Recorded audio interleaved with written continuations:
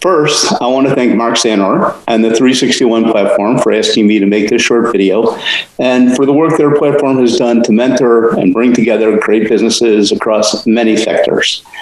In addition, the 361 platform has given us all the opportunity to make new relationships and friends and stay connected during this challenging time. I think it has been a great outlet for a number of people, and I'm grateful for the new valued friends and business partners I've made as a result. So thank you, Mark.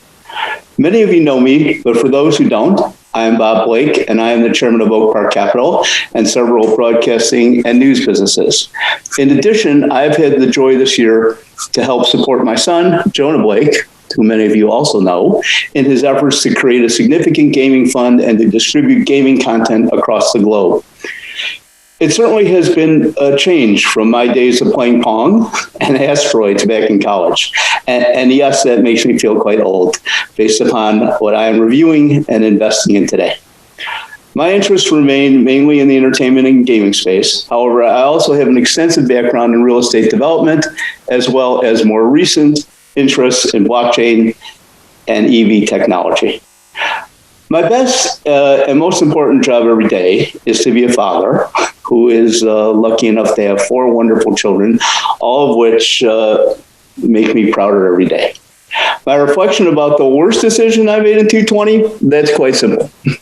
I decided in early March to go to a dinner meeting with someone who flew into Miami from Europe to talk about esports. A few days later, I was informed that he had coronavirus. I can easily count that as my worst decision of 2020, and the result was no fun either. My best decision of 2020 may in fact relate to my worst decision in 2020 in some way.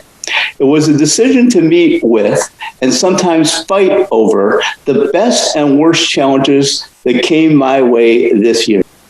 I made a conscious decision to keep moving forward and to never let the pandemic or the isolation we all dealt with as a result ever get me down. I used the time to work on fantastic new projects, improve projects, and I had the time to review what I needed to change.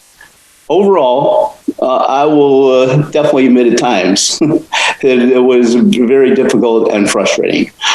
But all great learning and investment efforts usually are. Looking back at the time I spent with my family and friends on Zoom, including people on this platform, for me, it was invaluable. My prediction for the beginning of this year may have been adjusted from time to time and adjusted from last year, but I think they really have not changed. The world of gaming and esports, in my mind, which is already bigger than movies, music, and sports business combined, will continue to grow, and esports will be accepted as a major sports category. Jonah, my son, thinks that. I believe him. China will continue to dominate in many aspects of gaming, as well as manufacturing and EV production, as well as battery technology. Though I must say, I am happy to see the Stanford offshoot QuantumScape battery technology taking the lead in that respect for the moment.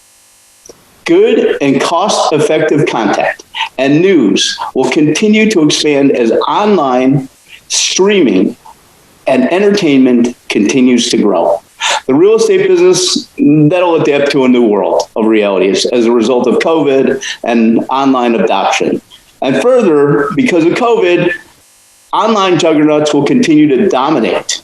The tech companies will continue to dominate, like Amazon and many other top tech platforms. The changes we have adopted recently will have an effective change for the foreseeable future, long beyond the pandemic. I believe that sustainable development goals begin, first of all, with sustainable education and interconnectivity created by technology.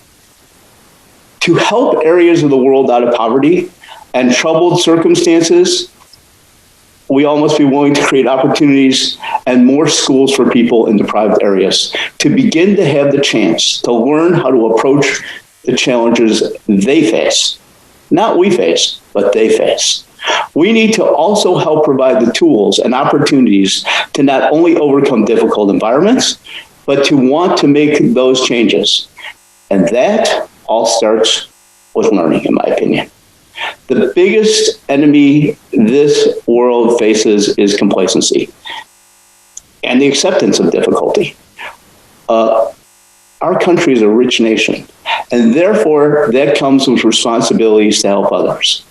It is a very simple principle to me that goes back to the founding of the United States.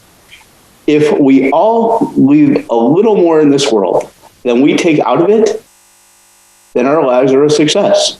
If we're able to help others to live their lives with that same simple goal, then that's the solution we're supporting.